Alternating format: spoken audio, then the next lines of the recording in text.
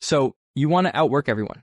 Great. You want to make it big in this world, chase your dreams, work your ass off, and you take on the challenge. I see so many of us are just puppets trapped in their own little cycle, daydreaming about a life without purpose and living way below their means. Let me tell you, I was there before, and there's simply no other option than turning things around and attacking life.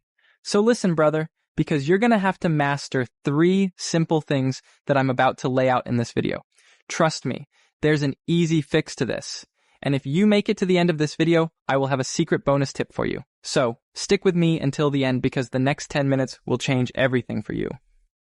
You see, from personal experience, I have learned that outworking others isn't as impossible as I thought it would be. In fact, the idea that I was in a race helped me more than listening to 100 productivity podcasts. I know the idea of outworking people might be confusing. You're wondering, is it just a matter of working hard, or is there something else that you should be doing? What I'm trying to tell you is that when it comes to accomplishing bigger and better dreams, you really need to have a clear path, and that's what I want to talk to you about today.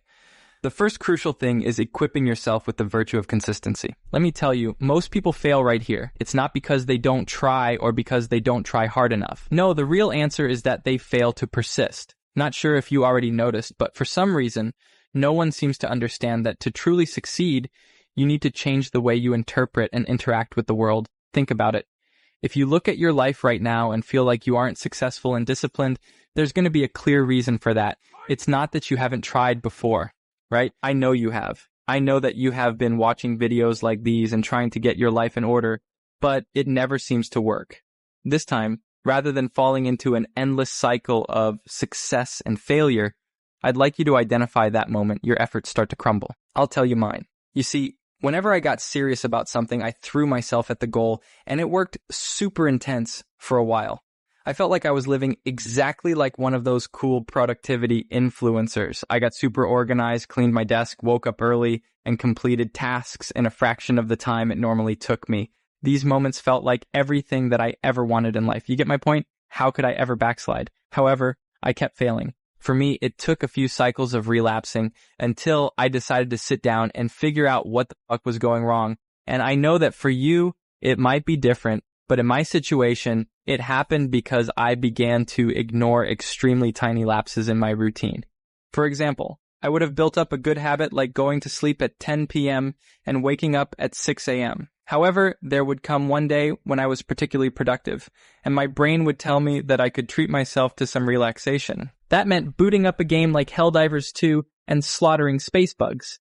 I would look at the time and realize it was getting close to my new bedtime, but a voice in my head would go, it's fine. I'll still wake up at 6:30.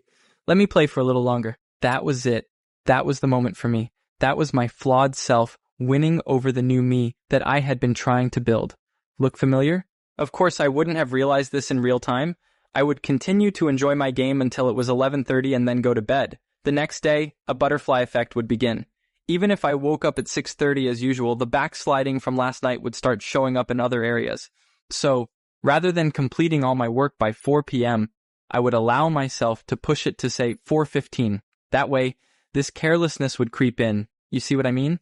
It didn't fall apart instantly. It would take a week, sometimes 2, but like clockwork, these mini relapses would eventually send me back to my old, unproductive self, wondering what had gone wrong. In order to maintain my new productive habits, I could not tolerate a single lapse, not one step backward no matter how small. Why, you ask? Because one backward step was like a stitch that came undone. It caused the entire shirt to unravel with time. In other words, find out what your stitch is and guard it like a hawk. This brings me to the next step. Start using boredom to your advantage. You see, besides my vulnerability to mini relapses, another reason I would mess up my winning streak was that I let boredom have the wrong effect on me. Boredom is a force. Let me say that again.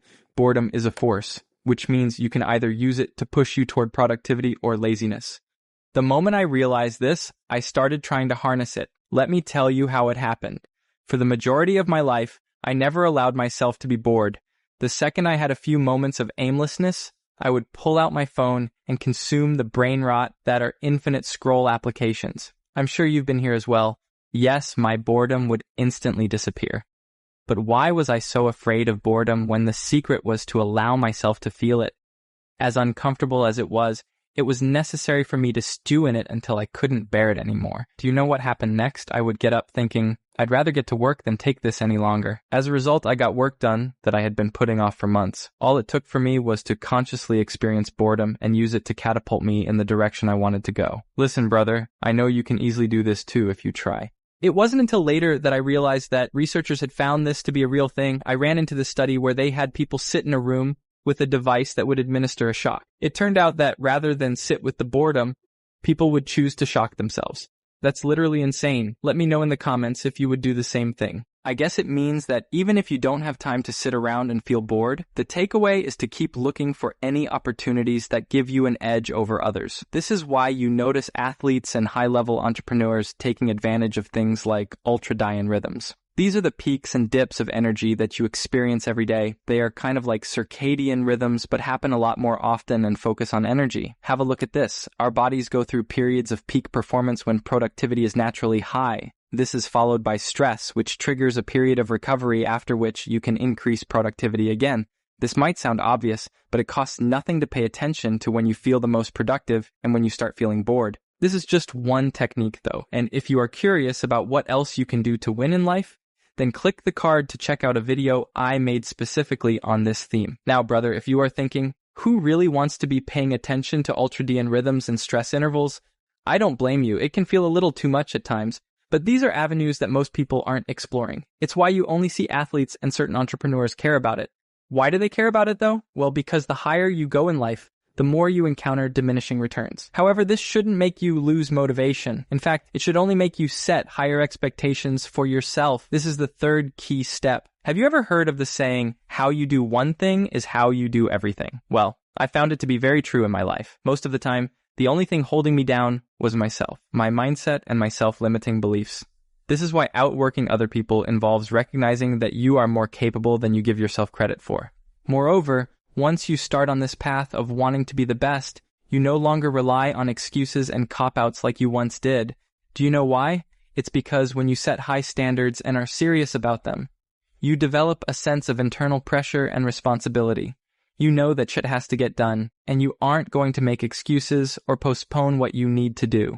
It is ridiculously easy to stay where you are in life when your standards are low. You get stuck in the, a one-bedroom apartment is fine, or, yeah, I could use a pay raise, but it's fine either way, mindset. But don't get me wrong, man. I'm not saying that you need to be materialistic. I'm just saying that if you have a drive to outwork others, it only becomes a reality when you start to expect more from yourself.